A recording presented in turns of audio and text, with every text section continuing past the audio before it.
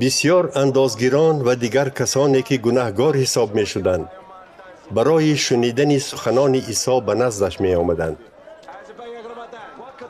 ولی فریسیان و استادان شریعت ناراضگی خود را بیان کرده می گفتند این مرد گناهگاران را قبول می کند و همراهشان خوراک می خورد. بنابراین عیسی با آنها چنین مثل را گفت: فرض می کنیم که نفری از شما 100 گوسفند دارد و یکیش را گم می کند.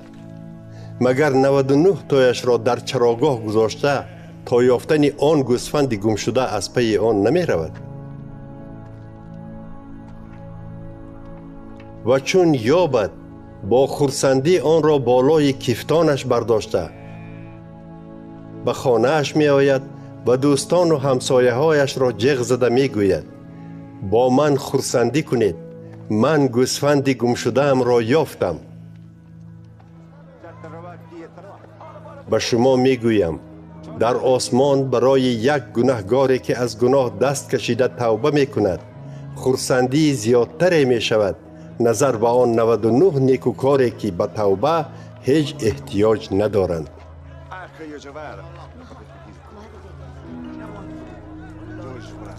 فرض میکنیم که زن 10 تنگه نقره دارد و یکیش را گم میکند. مگر وی چراغ را درگیرانده خانه را نمی روبد و تا پیدا کردن آن با دقت نمی کابد؟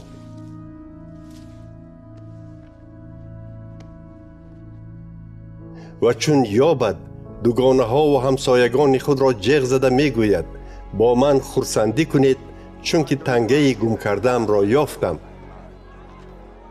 به شما می گویم فرشتگان خدا برای یک گناهگاری که از گناه دست کشیده توبه می کند همین طور خرسندی می کنند. عیسی باز گفت: مرد 2 پسر داشت. پسر خردی به پدرش گفت: پدر، حق میراثم را به من ده. و پدر همه چیزی را که داشت به هر 2 پسرش تقسیم کرد. بعد از چند روز پسر خردی چیز و چاره‌اش را جمع کرده به کشور دوردستی رفت.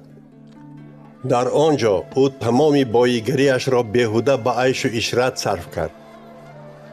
بعد از آنکه همه بایگریش را برباد داد در آن سرزمین گرسنگی سختی به میان آمد و او نان خوردن نداشت.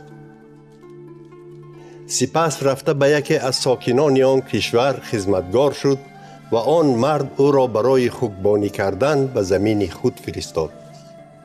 این پسر تیار بود شکمش را با همان خوراکی که خوکها می خورند سیر کند، اما با او همان را هم نمی دادند.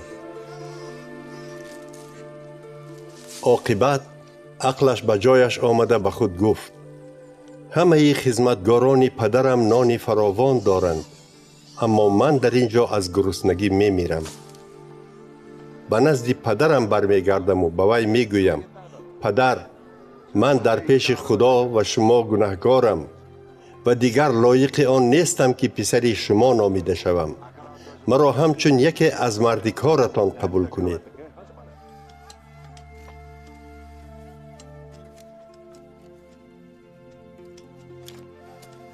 بعد او خسته به خانه پدرش روانه شد. وی هنوز در دوری بود که پدرش او را دیده به حال پسرش رحمش آمد و دویده رفت و فرزندش را به آغوشش گرفته بوسه کرد.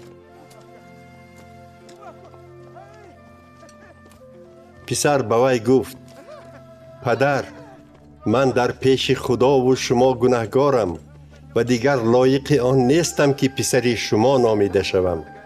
اما پدر به خدمتگارانش گفت: زودتر جامه بهترین را آورده به او پوشانید، به دستش انگشترین و به پایهایش پایافزال پوشانید.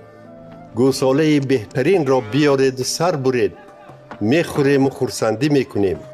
آخر این پسرم مرده بود و حالا زنده شد، گم شده بود و یافت شد. پس آنها جشن آراستند.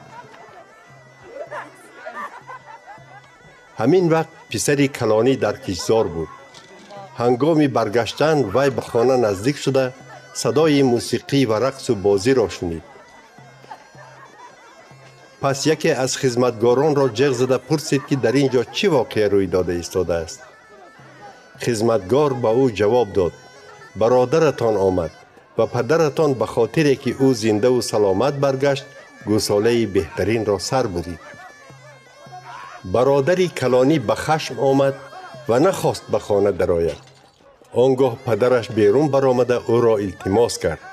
وی باشد به پدرش چنین جواب داد: آخر چندین سال است که من به شما مثل یک غلام خدمت میکنم و هیچ وقت از گفته‌تان بیرون نبرآمده‌ام. شما باشد یگان بار به من حتی بزغاله را هم ندادید که با دوستانم خرسندی کرده توانم. ولی برای این پسرتان که مال و ملکتان را همراه فاحشه ها خورده تمام کرد و برگشت گوساله بهترین را سر بریدید.